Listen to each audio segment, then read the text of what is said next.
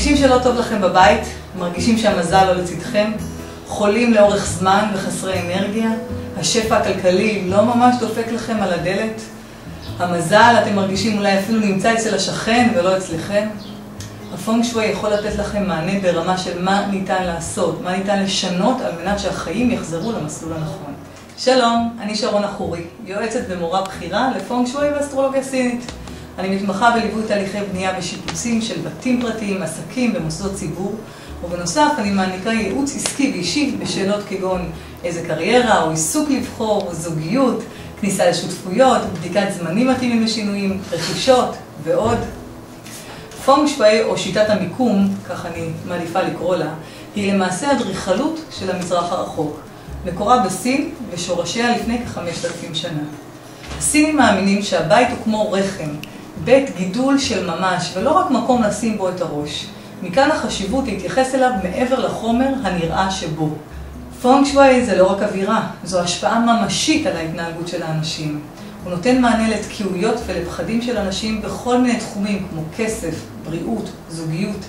דרך עיצוב ושינוי המרחב בו אתם גרים אפשר להגיע לשינויים אמיתיים בתחומים האלה.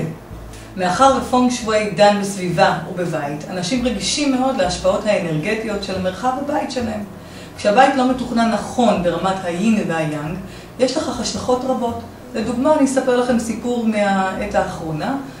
בית שהגעתי אליו, שמעתי את הסיפור של דיכאון, של חוסר חשק לצאת מהבית, של אי הצלחה כלכלית.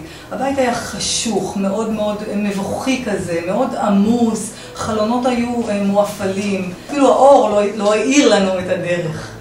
כל מה שעשיתי, אחרי שעשיתי את המפה הזה, פתחתי במקומות מסוימים את החלונות, פינינו את כל הצמחייה שעטפה את הבית, הכנסנו אור לתוך הבית, צבענו את הבית בצבעים יותר בהירים.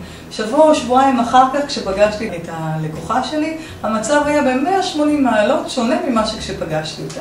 היא הייתה חייכנית ונחמדה ונעימה וערנית ודיווחה על שינוי מאוד מאוד דרמטי בחוויית החיים שלה, רק מלפתוח את החלונות במקומות הנכונים ולהכניס קצת אור ותנועה לבית.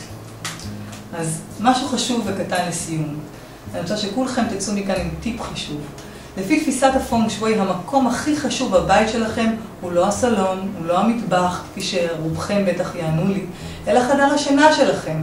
אם נמשיל את הבית לגוף, הלב יהיה חדר השינה שלכם. כמו שתפקוד גופנו תלוי באיכות עבודתו של הלב, כך גם תפקוד ביתכם תלוי במה שקורה בתוך חדר השינה שלכם.